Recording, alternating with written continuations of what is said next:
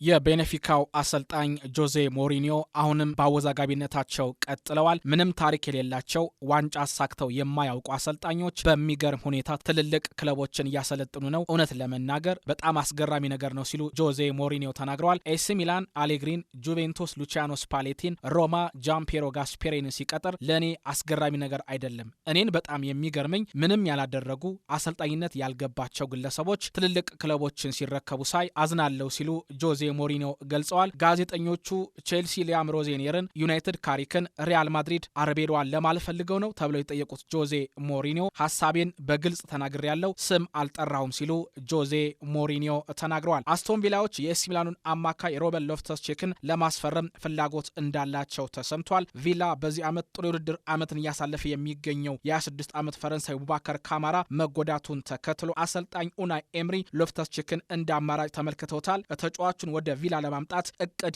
እንዳላቸው የተነገረ ይገኛል። የቀድሞ የቼልሲ ተጫዋች ሎፍተስ ቼክ ወደ ቪላ መዘዋወር እንደሚፈልግ በወኪሉ በኩል ገልጿል። ኦሎምፒክ ማርሴዎች ቲምበርን ለማስፈረም ተቃርበዋል። ምናልባት ዝውውሩ በዛሬው ዕለት ይፋ ሊደረግ ይችላል ተብሏል። የዩሬን ቲምበር ወንድም የሆነው ኩዌንቲን ቲምበር የፌኖርዱ አሰልጣኝ የቀድሞ የአርሰናልና ዩናይትድ ተጫዋች የነበረው ሮቨን ቫን ፐርሲ ኩዌንቲን ቲምበርን ያበሳጨ ተግባር አድርጓል። ከአምበልነቱ አንስቶታል። በዚህ ምክንያት ተጫዋቹ ደስተኛ ባለመሆኑ ራሱ ተጫዋቹም ለኔዘርላንድ አንድ ሚዲያ እንደገለጸው ቫን ፐርሲ ጥሩ ተጫዋች ነበር፣ ማሰልጠን ግን አይችልም ማለቱን ተከትሎ ፌኖርድን በመልቀቅ ማርሴይ ለመቀላቀል ከጫፍ ደርሷል። አንድሪያ ቤርታ በማርሴይ ስኬታማ ጊዜን ማሳለፍ ከቻለ ወደ አርሰናል እንደሚያመጡ ተነግሯል። ኩዌንቲን የአማካይ መስመር ተጫዋች መሆኑ ይታወቃል።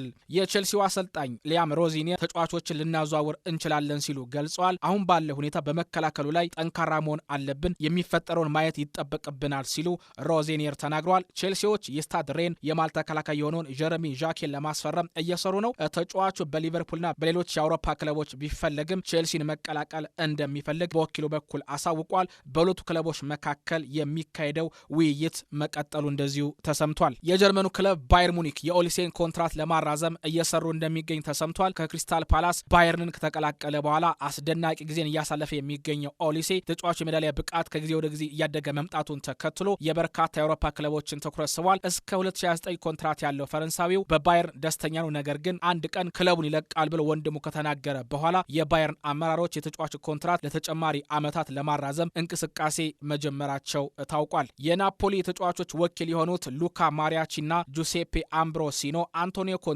ወጣት ተጫዋቾችን የማይጠቀም ፈሪ አሰልጣኝ ነው ሲሉ ተናግረዋል። ትችቱ የመጣው ናፖሊ ከኮፐንሃገን 1-1 ከተለያዩ በኋላ ነው። ኮንቴ ለወጣት ተጫዋቾች ቦታ የለውም የሚሉት ማሪያናችና አምብሮሲኖ አሌግሪ ባርቴሳጊን፣ ቺቡ ፒዮ ኤስፖሲቶን ያጫውታል። ጋስፔሪኒ ወጣት ተጫዋቾችን በመጠቀም ይታወቃሉ። ኮንቴ ግን ፈሪ ነው ሲሉ ሀሳባቸውን አጋርተዋል። የነ ሉካ ሞድሪች የነ ጄሚ ቫርዲ መዳረሻ ሴሪኤ መሆኑ በጣም ያሳዝናል። ለዚህ መጠየቅ ያለበት አንደኛው ሰው አንቶኒዮ ኮንቴ ነው ሲሉ ሀሳባቸውን አጋርተዋል።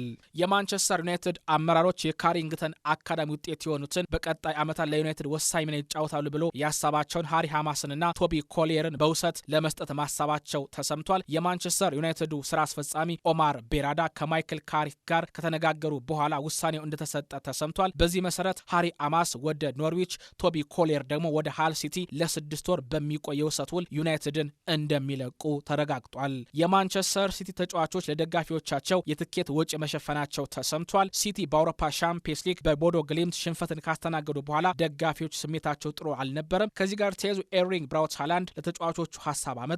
ተጫዋቾችም ተስማሙ።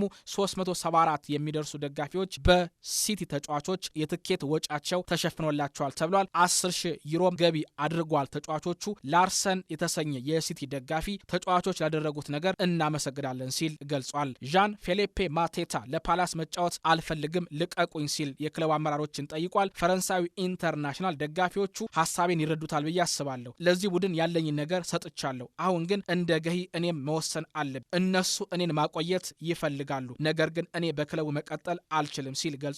ማቴታ በጁቬንቱስና በቪላ በጥብቅ የተፈለገ ይገኛል።